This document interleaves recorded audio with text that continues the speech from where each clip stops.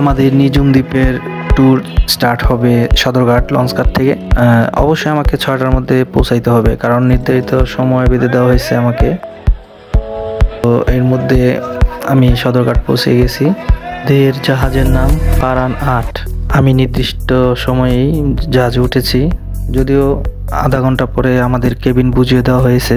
আমার room partner সেতু ভাই, মামুন ভাই ও হাসিব ভাই। তো ওনারা রুমটা ঘুরে ঘুরে দেখতেছে আর কি। আমাদের গন্তব্য ঢাকা সদরঘাট লঞ্চঘাট থেকে হাতিয়া। এটার দূরত্ব প্রায় 201 কিলোমিটার। তো ওইখান থেকে আমরা আবার নিঝুম দ্বীপে যাব ট্রলারে করে।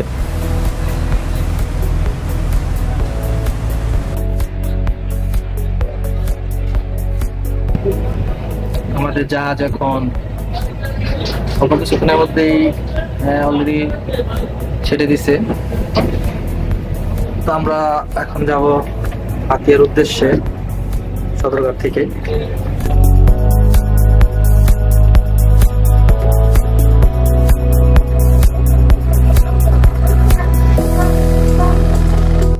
ড্রেসিং রুম আছে, তারপর একটা সোফা আছে, টেবিল, বেড। পরিবেশটা খুব ভালো লাগছে আমার, একদম বাড়ির মতো মনে হচ্ছে না জাহাজের ভিতরে আছি। টাইলস মিশানো আছে সুন্দর। আমি ফার্স্ট এই জাহাজে ভ্রমণ করতেছি, নোয়াখালী বরিশাল ওই সাইডে যাওয়া হয়নি জাহাজে। কলকাতা যখন যাই বাইরে উঠে গিয়েছি জাহাজে ফার্স্ট। আমার বন্ধু আরিফ অগ্রণী ব্যাংকের কয়েকটা ব্রাঞ্চ মিলে আয়োজন করেছে, আমাকে অ্যাটেন্ড করার জন্য আমন্ত্রণ জানিয়েছে। নিজে অ্যাটেন্ড করতে পারে না, ওর ব্রাঞ্চের বিশেষ একটা কাজ করে যাওয়ার পরিচিত আরো কয়েকজন আছে। গত বান্দরবন ট্যুরে যাওয়া ভাইয়াদের সাথে পরিচয় হয়েছে আমার ফ্রেন্ড আরিফের মাধ্যমেই। ওনারা সাথে আছেন সেতু ভাই, মামুন ভাই। যাই হোক, একটা নতুন অভিজ্ঞতা। অথবা ব্লগের এই সমস্ত কাজ আমার করতে হইতো না। আমি মূলত ব্লগ করি না, আমি জাস্ট রিল নিয়ে কাজ করতেছি ফেসবুকে। এখন প্ল্যান করেছি যে একটা ছোটখাটো ব্লগ বানিয়ে ফেলি। সেখান থেকেই যে আজকে আমার ভিডিও ক্যাপচার করা, ব্লগও বানাবো, দেখি চেষ্টা করি কি হয়। দেখা যাক। আমাদের যাত্রা শুরু হলো সদরঘাট থেকে। সদরঘাট টার্মিনাল 1 থেকে উঠেছি, যদিও ওঠার আগে অনেক প্যারায় ছিলাম। আমি জাহাজ খুঁজে পাচ্ছিলাম না, আমি ফারান 8ই খুঁজে পাইতেছিলাম না। ঠিক আছে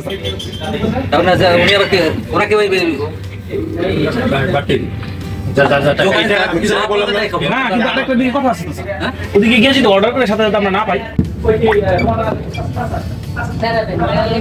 আরিফের ব্রাঞ্চে সমস্যা আসলে স্যার জানি না, আমরা কেউই জানি না। ব্যাংকিং সমস্যা হয়তো সমাধান হয়ে যাবে ইনশাআল্লাহ। এত ঝামেলা পড়ছে যে আসার কথা চিন্তা করতে পারি। আরিফ তো আমরা সবাই অ্যারেঞ্জ করলাম, উদ্দেশ্য আমি বলি আমরা যাওয়া মানে ঠিক লাস্ট মোমেন্টে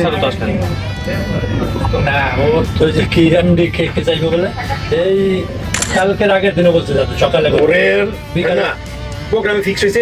বুধবার আপনার সাথে হলো না, যাওয়ার পরে যাই আমি স্যার প্ল্যান করতেছে এই করব তো অনেক ডিসকাস হইছে। পরে আপনারা জানাইছে যে মামা যাইতে পারছে না, এই আপনি কিন্তু যাওয়ার পরে জিজ্ঞাসা আমি জিজ্ঞাসা সমস্যা তো বলা যায় না, কার কখন সমস্যা হইছে। আলতাফ স্যার এবার এটা আসলো না, ওনারও কাজ আছে, ঝামেলা আছে। হিমেলের স্কুলে কালকে আবার লঞ্চ স্টপেজ দিয়েছে মুন্সিগঞ্জ। সম্ভবত যাত্রী নিবে।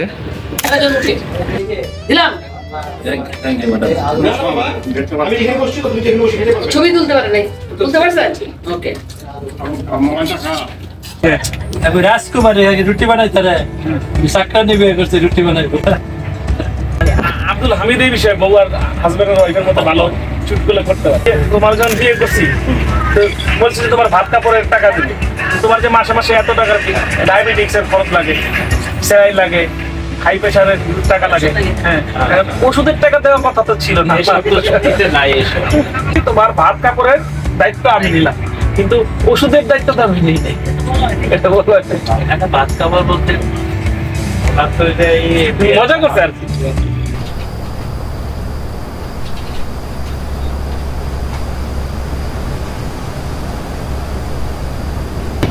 ভিডিও করতেছেন? দিন পরে এইভাবে চারজন ঘুমাইতেছে। আগে মা খালা আগে বিয়ার মধ্যে এইভাবে ঘুমাইতাম। কি বিছানা জন্য কয়েকটা ডালা বিছানা। ডালা বিয়া গ্রামে বিয়া শাদী হইলে এই তপন ভাই আপনি উসাই শুতারেন তো শুতারেন না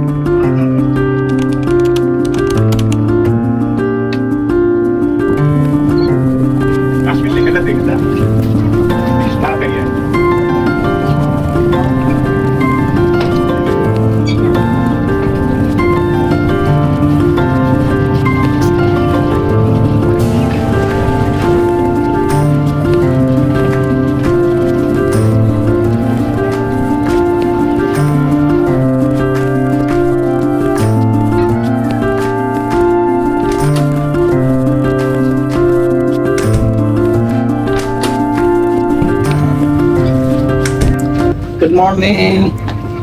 আপনি উঠবেন না নাকি? ভাই আমাদের সাথে মুরব্বীরা আছে, তারা রেডি হোক, তারপরে ইনশাআল্লাহ আমাদের তো 1 মিনিট একটু স্পিডে করো। আসিফ ভাই ফুল রেডি আছে, শুধু স্কিপ করলাম। সব গোছানো। আমি উঠতে সবার শেষে কিন্তু আমি উঠছি, কিন্তু রেডি কিন্তু আমি সবার আগে হয়েছি। এইখানেই আমার বিশেষত্ব। শুরুই আগে, তারপর আমি সেকেন্ড। আমি তো রেডি হয়ে বসে আছি, আপনি তো শুয়ে পড়ছেন।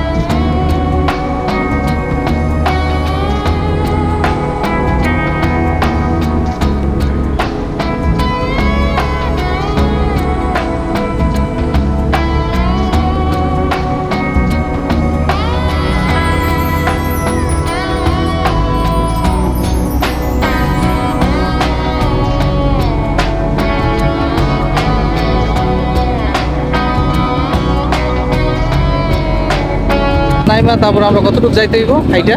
হাইটা যাইতে হইব কতটুকু? তারপর আমরা এখন কামার বাজারে নামবো। এই বোট তো পারি খাইব দেখা যাইতেছে ধাক্কা লাগবে তো দংঘর্ষ দংঘর্ষ দংঘর্ষ দংঘর্ষ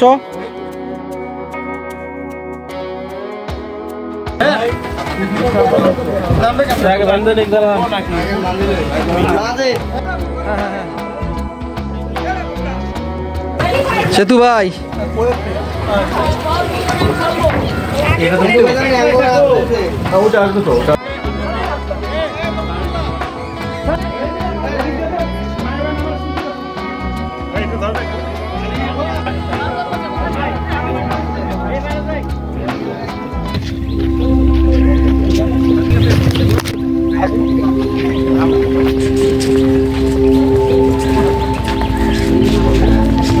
তমিজুদ্দিন ঘাট তো না, সেই ঘাটে আমরা এসে নামি।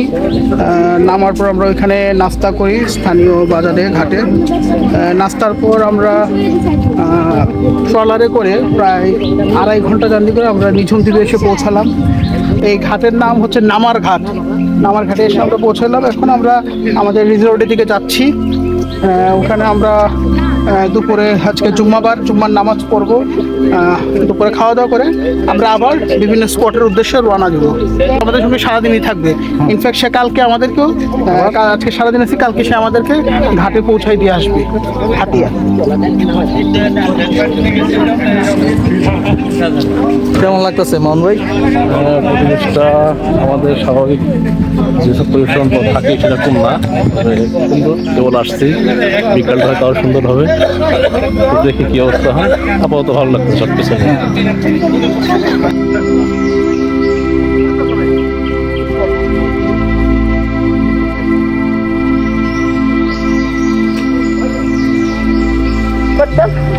তাহলে আমি আনতে পারতাম, তা তো আমি ব্যান্ড করতে পারতেছি না, বুঝছেন না? এই কারণে আমার সমস্যা। তেমনি কোনো সমস্যা ছিল ওটা আমি দেখে তো ভয় লাগে নাই। আমার যে আগের বয়স হইতো, আমি যা 10টা বছর কম হইতো, আমি ওই ইসের উপর দিয়ে আইসা 22 বছর লাগতো না।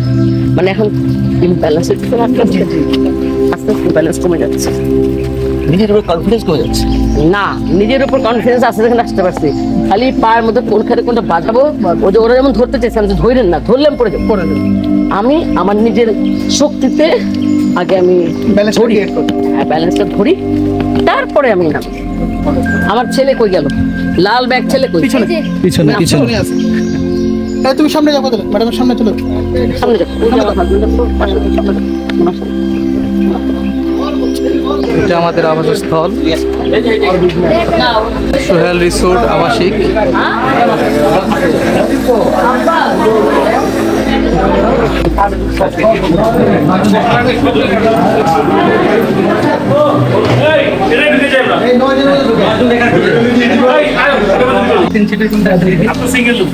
আমার কাছে থাকছেন আমি আমরা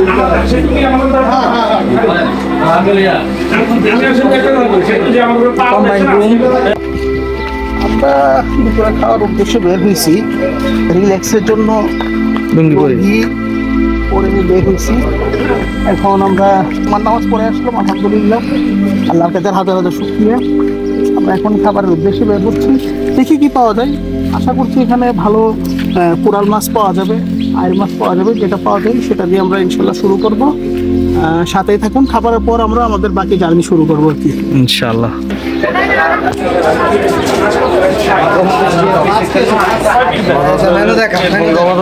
বড় কোরাল মাছ আছে 120 টাকা আর 200 টাকা, 150 টাকা। এটা কি মাছ? এটা কত করে? 120 টাকা। 120। এটা 200।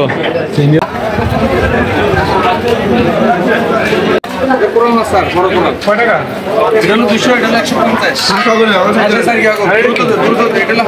হাঁসের মাংস কত? ছোট ছোট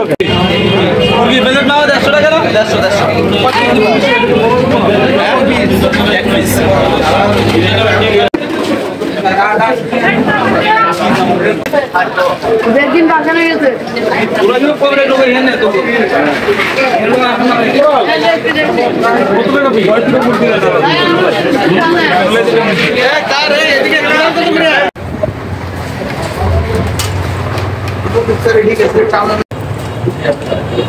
কি হাঁসের মাংসের স্বাদ কেমন সেতু ভাই?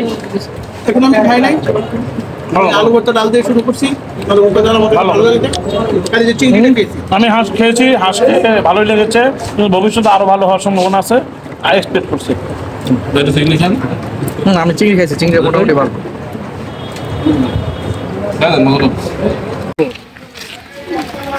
আপনার সাথে যে মন করা বিষয়ের সাথে আমি আপনার ফোন নাম্বারটা দিয়ে দেবো। হ্যাঁ, ও আপনার সাথে যোগাযোগ করবে মন করাতে। আছে আর এমনি সব দিক দিয়ে স্যার আমাদের খুব ভালো হয়েছে। আমরা এখন পর্যন্ত ইয়ে লাগছে ঘোরাঘুরি সব কিছু আছে আমাদের শূন্য মনে ইনশাল্লাহ সবাই খুশি না? হ্যাঁ খুশি স্যার, পুরো ভরবেন না, একটু আম ছাড়েন মনে হয়েছিল একবার বৃষ্টি একদম মনে হয়, আবার মনে হলো টিকিট পাওয়া যাবে না, আসার সময় অনেক লোক আছে, আনসার্টেন একটা পরিবেশ ছিল সবগুলো। আমরা রেডি হয়ে আসছি। হ্যাঁ ঠিক আছে, ওকে রেডি হবো, রেডি আমরা বের হবো।